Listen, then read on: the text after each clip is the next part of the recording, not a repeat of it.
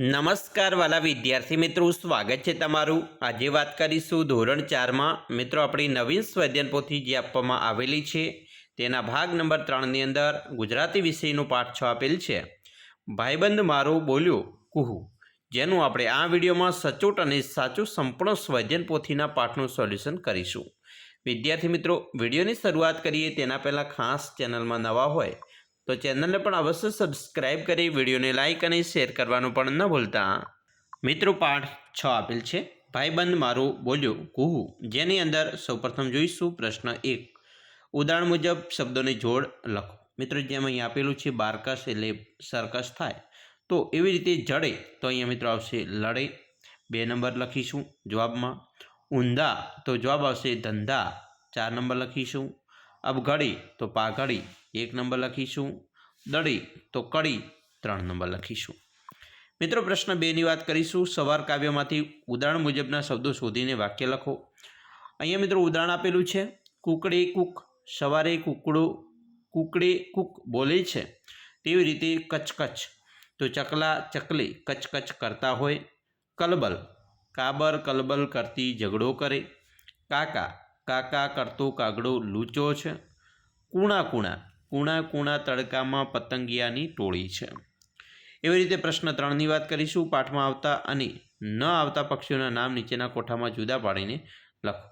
તો મિત્રો અહીંયા જોઈશું પાઠમાં આવતા ચકલી, કોયલ, કાગડો, ઘુવડ, પોપટ, કાબર, જ્યારે ન આવતા મોર, મેના, કબૂતર, બુલબુલ, કલકલિયો, સમડી, ગીધ, કાકા, કૌવા।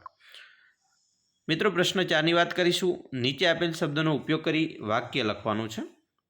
અહીંયા પહેલો પ્રશ્ન છે ગોફણ, તો એના એક હાથમાં ગોફણ હોય અને એનું નિશાન કદી ખાલી ન જાય। એવી રીતે હવાબારી, રાજપીપળામાં 1000 હવાબારી મહેલ આવેલ છે। દરવાજો, મારે ઘરે 2 દરવાજાવાળું ઘર છે। જાનવર, જાનવર જંગલમાં રહે છે। પ્રશ્ન 5, નીચે આપેલા વાક્યમાં ભૂલ જણાય તો સુધારીને લખો।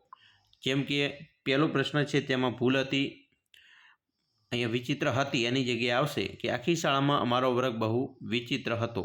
અહીંયા અમારી જગ્યાએ અમારો આવશે, હતીની જગ્યાએ હતો આવશે। તેવી રીતે બીજો પ્રશ્ન છે બોધરાજની સાથે ગોફણ હતો, હતોની જગ્યાએ હતી આવશે। બોધરાજની સાથે ગોફણ હતી। 3, આ પથ્થર ધાંભલાને વાગીને નીચે પડી નહીં પરંતુ પડ્યો। આ પથ્થર ધાંભલાને વાગીને નીચે પડ્યો। 4, અમારી શ્વાસ થંભી ગયો, અહીંયા આવશે અમારો શ્વાસ થંભી ગયો। 5, કાબરના બચ્ચા હવે કંઈક શાંત થઈ હતી, હતી નહીં પરંતુ હતા। કાબરના બચ્ચા હવે કંઈક શાંત થયા હતા। પ્રશ્ન 6, નીચે આપેલ શબ્દસમૂહ માટે પાઠમાંથી શોધી એક શબ્દ લખવાનો છે। જેમ કે ન ગમે તેવા વર્તન અને દેખાવાળું તો એને વિચિત્ર કહેવાય। આરપાર જવું તો એને ભેદવું। ફેદી નાખવું તો ચૂંથવું। ખૂબ ધીમેથી તો હળવે। નવી જાતનું તો અવનવું। એના પછી જોઈશું પ્રશ્ન 7, કોઈ એક પક્ષીનું નામ લખી તેના અવાજ, ખોરાક, રહેઠાણ, રંગ, વિશેષતા લખવાની છે। જેમ કે પક્ષીઓ અહીં મિત્રો આવશે, આપણે લખીશું પક્ષીનું નામ તો મોર, અવાજ તો ટહુક ટહુક કરે છે। ખોરાક, દાણા અને અનાજ ખાય છે। રહેઠાણ, ઘર, જંગલ, ખેતરમાં રહે છે। એનો રંગ, રંગ બેરંગી મિત્રો હોય છે। અને વિશેષતા તો મોર આપણો રાષ્ટ્રીય પક્ષી છે।